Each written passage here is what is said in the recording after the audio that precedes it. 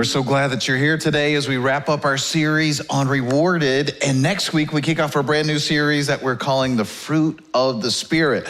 And you're like, what is that about? What does that even mean? Well, we're talking about how do you and I become fruitful in areas that matter the most. Wouldn't it be sad to be fruitful in an area that really doesn't matter, that really doesn't move your life forward or make you more like Jesus? And what is the evidence that you and I are following Christ? And so that's the series that we kick off next week. But today, I want to talk to you about how do we finish well? How do we finish well, not just in life, at the end of our life, but everything that God calls us to start? Have you ever started something that you haven't finished? I know we like all grown, don't we? We're just like, oh, you're like, Pastor, why you gotta make me feel bad first thing, like right off, right? I mean, I think we all have a long list of things that we started that we didn't finish. Some of them not so bad, right? Maybe we started a movie and we didn't finish it. Maybe we started a book and we didn't finish it. Maybe we started a weight loss plan at the beginning of the year, a new goal again, and we've forgotten about that. Maybe some of us, it was a degree that we wanted to start and we got in it halfway, but we didn't finish it. Maybe it was a marriage that you started and it did not end the way that you hoped it would or that you thought it would. I mean, we can all start things and not finish them. A couple of weeks ago, in fact, 6 weeks ago, I thought I would start this brand new thing with my wife that every morning I would write down on a sticky note one thing that I was thankful for about her and stick it on the mirror. I thought, how hard would that be, right? Like this one thing I'm thankful for every morning. I got my sticky notes there, put them under the sink, put the little marker there and a cup by the thing. So I was ready. I'm like, I'm gonna crush this. I'm gonna be the husband of the year. This is gonna be my thing, And first week was amazing. And the response was amazing too, actually. And so this is awesome. And then you know what happened? Well, one morning I got up late, and so I didn't have time. I wanted to, but I didn't have time, But then I picked it back up again, and then another morning I just totally forgot, But then I picked it back up again. Then another morning I was really frustrated at my wife, and I was like, she don't get a sticker today. She didn't. No, she needs to know that I'm frustrated with her, so she's not getting it, yeah. So you've been there. So, but here we are 6 weeks later, and my track record is not great. In fact, if you ask my wife, she would say, what sticky notes are you talking about? I don't, like that thing he did for like 2 weeks, like that thing you're talking about, So we all start things that we don't finish them. In fact, starting something is easy, isn't it? But finishing something, that is so difficult. Starting is easy, right? I mean, people cheer for you when you start something. You tell if your child tells you that they're gonna be a doctor, your grandchild tells you that they're gonna be a doctor, and they just graduate from high school, what does everybody do? Everybody applauds. Finally, we knew you were the smart one in the family, Yes, we'll finally have a doctor in the family. Maybe grandma dreams that you're gonna finally buy her that Cadillac she's always wanted, Maybe you're thinking, I won't have to worry about money for the rest of my life. This is gonna be so amazing. And then it's easy to start it. People cheer for you, and then you hit organic chemistry, and you're like, maybe this isn't for me, Or maybe you start you're gonna run a marathon, I mean, this is your year. You've seen it, you're gonna do it. You start training for it, and you're like, maybe I'm more like a 5K kind of person, I mean, it's like, it is so exciting to start something. It's hard to finish it and finish it well. You get engaged and people celebrate. There's parties, there's pictures, there's showers. But man, oh man, finishing a marriage till death do us part, well, that's a whole nother thing, isn't it? It's easy to start something. So easy to start something. It is very, very difficult to finish it. And what makes it so difficult? It's not the beginning, because in the beginning, there's lots of celebration. I would even say it's not even the finish line that makes it so difficult, because at the end there's a lot of cheering and celebration again. You feel relief, you just had your final exam. Whew. You read the last chapter of the book, you're like, whew, I might sign up for another book, and there's excitement when you finish something. Do you know what makes it so incredibly difficult? What makes it so incredibly difficult is that middle.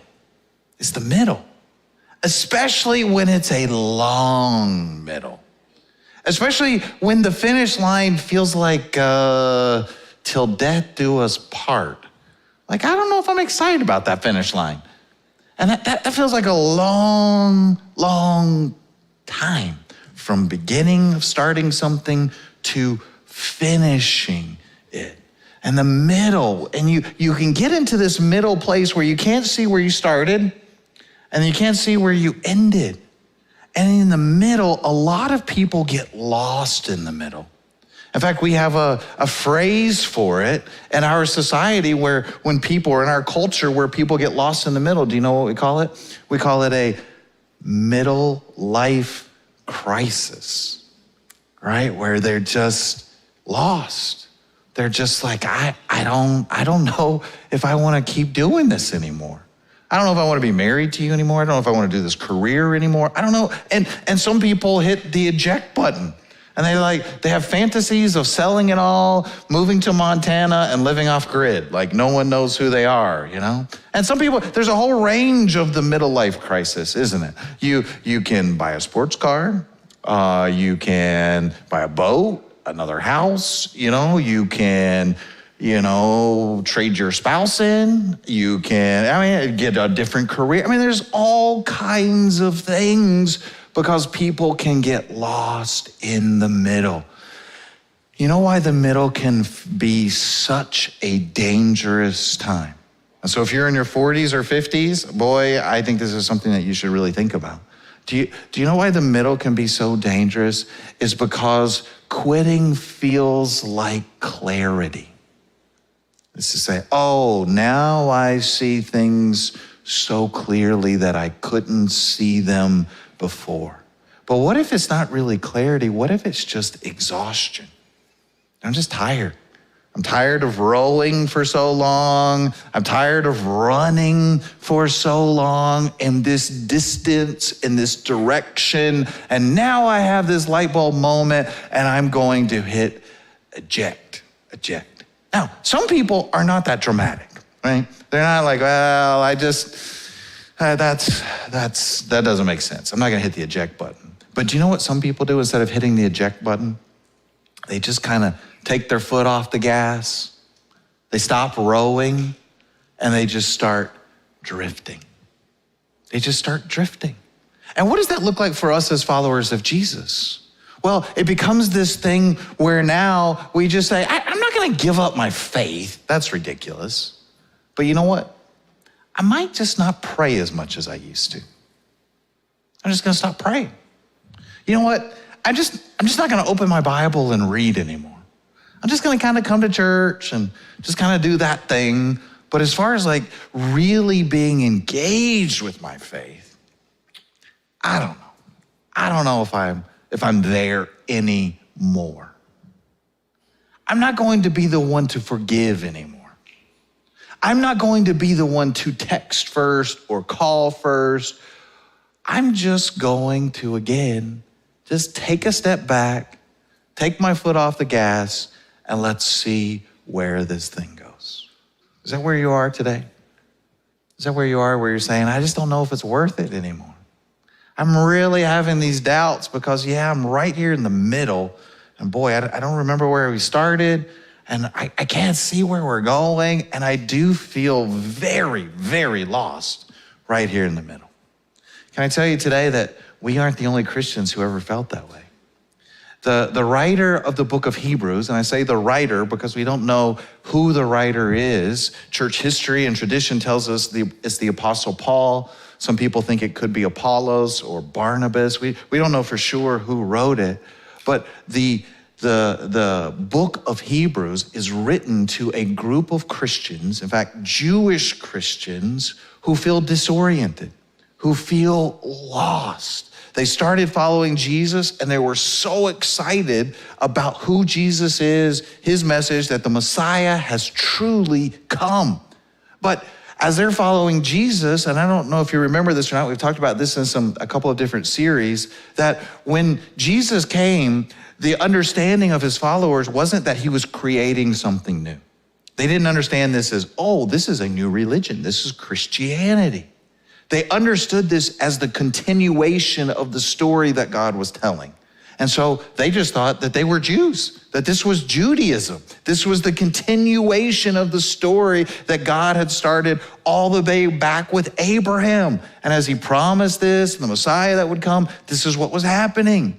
But as time went on, a couple of decades went on, there were those, of course, which separates Judaism and Christianity today, is that the Jews are still waiting on the Messiah to come. And so there were those in Judaism who said, no, we don't believe that Jesus really was the Messiah. And so they began to kick out the Jewish community that was a part of them that did believe exactly what Jesus said. And so now they're being kicked out of their synagogues. They're losing their family. They're losing their community. They're suffering in significant ways for following Jesus. And to make it worse, Judaism had carved out this little niche in the Roman Empire where their persecution wasn't the same as what it was for those who were Christians. Rome didn't know what to do with these Galileans, these people who were following this Jesus guy. This was strange and unusual. And so they were being persecuted from their Jewish background, and they were also being persecuted now from the Roman Empire. And they were wondering, is it worth it? Is it worth it? Listen to some of the suffering that they went through. Verse 32 of Hebrews chapter 10, the writer says, think back on those early days when you first learned about Christ. Remember how you remained faithful even though it meant terrible suffering. Verse 33, sometimes you were exposed to public ridicule. Some of you know what that's like, maybe by a family member or someone at work.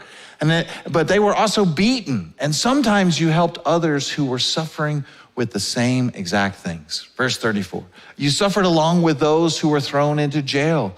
And when all you own was taken from you, you accepted it with joy. You knew there were better things waiting for you that will last forever. Now, these were not Christians who were having a bad week, right? These were not Christians who, someone said something unkind about me or, they left me a 1-star review. It's not like that kind of bad week or a bad day. These were people who experienced true hardship. So what is the author of Hebrews going to encourage them with when they feel lost and they wonder if it's worth following Christ? They wonder if it's worth just maybe taking their foot off the gas and let's just kind of see where this thing drifts to. This is what the Apostle Paul tells them, or the writer of Hebrews. He says, so do not throw away this confident trust in the Lord. And of course, when we feel lost, that's the very thing we want to do, isn't it? We want to throw it away. What's the point of it? And he says, remember what? The great reward it brings you. What's our series? Rewarded. So first of all, he says, don't throw it away. Have you ever lost something before? That's frustrating, right? You lose something, like maybe this morning, I can't find my keys, I had to use my spare set, I lost them, I can't find them. Hey, you ever had something stolen from you before? That's not frustrating, that's infuriating, right? Like why would they steal that from me? Paul's not talking about them losing something. He's not talking about them being stolen from. He says, don't do what? Throw it away. He says, you're gonna need this in the future. You ever thrown something away and needed it later? Oh yeah, I saw a meme a couple of weeks ago and I'm like, this is the story of my life. Like I have that superpower, right? Like I throw it away and then a week later I need it. I'm like, what? That's the clearest example. If I throw it away, I promise I'm gonna need it next week. I was cleaning out my toolbox because I just had all this junk in it from the garage, like spare parts and different things and projects that I didn't finish and things I saw, that I thought I would do one day and I didn't do it. I'm like, all right, I'm gonna clean it all up. So I go through it, throw stuff away. And one of the things I threw away, it was something my dad had given me. It was a spark plug gapper. Do you know what those things are? It's like to put the right gap in your spark plugs. And back when I was in college, I used to do a tune-up on my car, and my dad had given me this. I've had that thing for 25 years, and I haven't used it in probably 20 years. I'm like, I will never need this again, and so I threw it away with a bunch of other stuff. Well, guess what? I needed it. Like the next week, the leaf blower, I put a new spark plug in it, and now it won't start. And I know it's because of the gap. And I'm like, man, I wish I hadn't thrown that thing away because I need it, right? Well, here's the Apostle Paul, what he's telling him, or the writer of Hebrews is telling him. He says, don't throw away in this season right now, this season of frustration, this season of being tired. Don't throw away in a hard season what you're going to need in the next season. And that's the miscalculation, isn't it? We think we'll never need it again in the future. We won't need it in the next season. And of course, he's telling them, don't do it. And here's the challenge is, of course, is that when you are tired, it can make our faith or the things of Jesus feel disposable. Disposable. I'm not gonna need that in the future. It's not that important. So how, again, does he encourage them with their faith to continue on, to finish well? Remember what he says here in verse 35? He says, don't throw away this confident trust in the Lord. He says, remember the great reward. And he says this in verse 36. He says, patient endurance is what you need now. Yay, I can't wait. I love patience. Patient endurance is what you need now so that you will continue to do God's will. Then you'll receive all that he has promised. He's saying, you're in this middle season, which feels so long. It feels so difficult. He said, I want you to continue to endure, to have patience, to have grit, to continue, keep pressing forward. You're on the right path. Don't quit. Don't stop. You ever started like a vegetable garden before? Or maybe you ever started like, I'm gonna plant a tomato plant outside and see what happens and have it grow. The only gardening I do right now is with grass seed. You know what I mean? It's like I plant grass seed at the beginning of the spring, and then also, of course, at fall. In the spring, I'm trying to clean up all the stuff where the snowplow messed it up or where my snowblower messed it up. And then in the fall, of course, where the dog tore it up. And, it takes about 10 to 14 days to get grass seed to begin to sprout. And it makes me so happy when I first see it. In fact, even looking at that picture makes me so happy to think it's working, it's growing. I see the result of what's happening. But can you imagine if I put the grass seed down and 7 days later I came out and I look and I'm like, there's nothing. I've got bad grass seed. And then I start raking it up and then putting more grass seed down. I come back a week later, I see nothing. And so I start raking it up, put it down. And I'm like, I'm telling you what, I got the worst grass seed in the world from Lowe's. And you'd be like, tell me about it. And like, Roscoe, listen, there's nothing wrong with the grass seed. There's nothing even wrong with the way you're planting it. Do you know what the problem is? The problem is you don't have enough what? Patience. There's nothing wrong with the seed. The only thing that was wrong was what? My patience. Sometimes people think the same thing is true about our faith. They say, well, prayer doesn't work. I'm on this path. I'm trying to put Jesus first. I'm trying to be honest in all of my dealings at work. I'm trying to be a person of integrity, a man or a woman of integrity. And I feel like instead it's costing me more and more. And they're saying, I feel like I'm losing my faith. And do you know what I want to say? I want to say, you're not losing your faith. Do you know what you're losing? You're losing your patience. Your patience. There is a tremendous difference. And guess when we are most likely to lose our patience? Right in the middle. Right in the middle. Why? Because it's hard, because it's difficult. I don't know that I want to continue on this path. Remember what he says here in Hebrews in verse 36? He says, patient endurance is what you need now. Now, right now. And how do you and I finish well? Well, that's how. I wish it was something a little bit easier. I wish it was something that was a little bit more glamorous, but instead to say, I'm just gonna quit, stop right now. What if you were just so close to finishing, but you're like, I just didn't have enough patience. I didn't have enough patience to wait on the Lord, to believe that he's doing things behind the scenes that I can't see, to believe that God is working right now, even though I can't see it in this moment. You ever run a marathon? Me neither. I have zero desire to do that. Right? I don't even like driving my car that far. I'm like, 26 miles? I don't want to go down there. There's got to be a sort that's got it closer than that. That's a long way, right?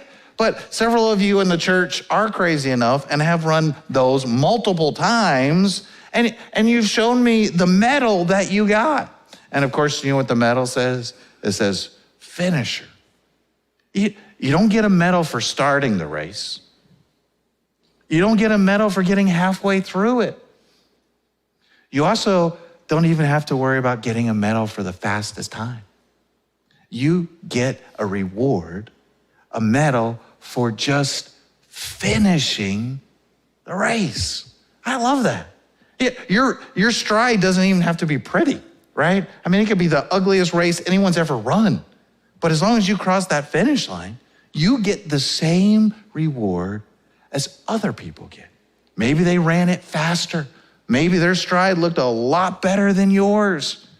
But you get the same exact reward. Why? Because you finished. You finished. And so here's what I want to encourage you with today.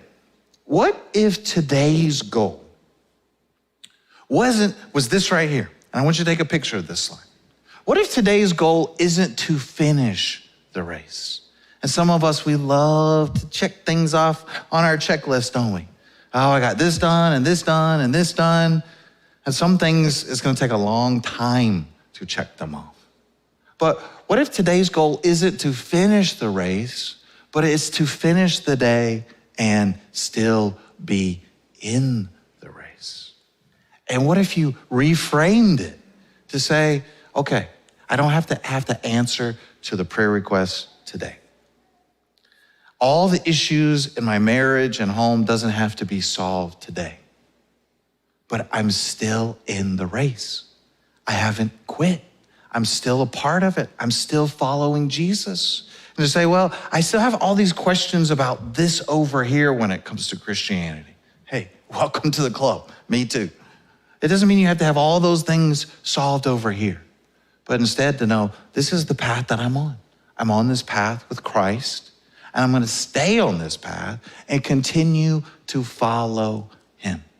So let me ask you today, where are you most tempted to quit, to not finish well today? You know, every month, if I asked you that question, it would probably be a different area, wouldn't it? Maybe for you, it is your marriage. Maybe for you, it's praying. Maybe for some of you, you're just like, you know what? I'm just not gonna serve anymore. I'm just not gonna serve. Maybe for you, it's I'm not going to forgive anymore. Maybe for some of you, you're just saying, generosity, I'm not gonna do it anymore. I'm not gonna do it. No one will know, no one will care. I'll just kind of take my foot off the gas and step back. Well, that's not finishing well. You know, the writer of Hebrews, he tells us not only the direction to run, he also tells us who to look at when we run. 2 chapters later, he says this. He says, and let us run with, there's that word again, isn't it? Endurance. that patient endurance. Let us run with endurance the race God has done what? He set before us. You know, the beautiful thing is you don't have to run my race, and I don't have to run your race. You just have to run the race that God has set before you. And what does that race look like? To be faithful in the place that God has called you with the talents and resources and opportunity that he's placed in your hands to say, I want to run that race. I don't have to finish it today. I just want to still be in that race. And he says, we do this by keeping our eyes on who? Jesus.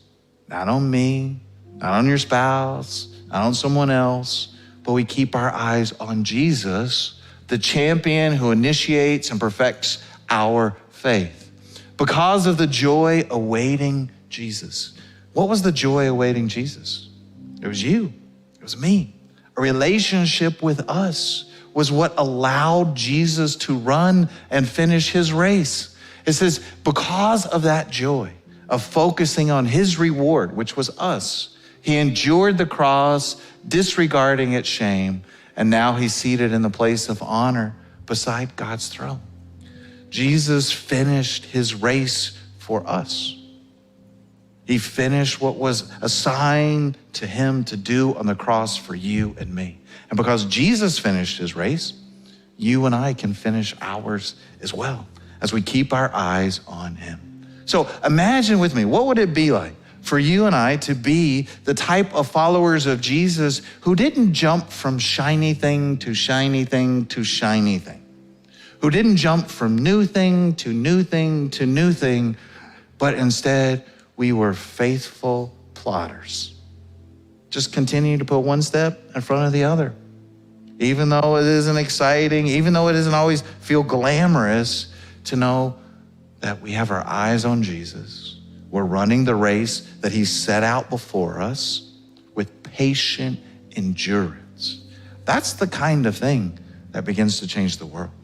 That's the kind of thing that begins to bear long-term fruit in your life and in the lives of other people who look to you for influence, or because of the influence that you have in their life. Why? Because you take the long road. Because you recognize you don't have to finish the race today. You just got to finish the day and still be in the race. Let's pray together today. Where is that area you're most tempted to quit in? What if you said, Jesus, I need to see you today. I want to put my eyes firmly back on you. Where in your life have you taken your foot off the gas? Especially when it comes to your soul and the things of God. Maybe some of you have drifted away and you've just drifted to online church. Maybe God is saying, hey, I want you to come back into community. You need friends, you need relationship, people who can love you and you can love them. Maybe some of you are not drifting. You're seriously thinking about the eject button on something of long-term importance, not just for you, but for people that you love and that you care about. You say, Jesus, I need your help. I need your strength. I don't know if I can patiently endure. Would you help me? Father, today, I pray for my brothers and sisters who call Star Point home. I know some of them are facing difficult health challenges. Some of them are struggling in their marriage or with their friendships. Some of them are struggling just knowing what it means to follow you. Many of us in this room are tired. And God, we know that can cause us to devalue important things, to think that we have clarity, and it's really just the tiredness of our life speaking. And so to you today, Jesus, we just want to grip a little bit tighter instead of loosening our grip. Today, Jesus, we want to just tighten the laces on our shoes. as we run with our eyes fixed clearly on you. Father, we want to hear, well done, my good and faithful servant, as we run the race that you set before us. May you be honored and glorified in all that we do. Give us strength to finish well. We ask all these things in Jesus' name.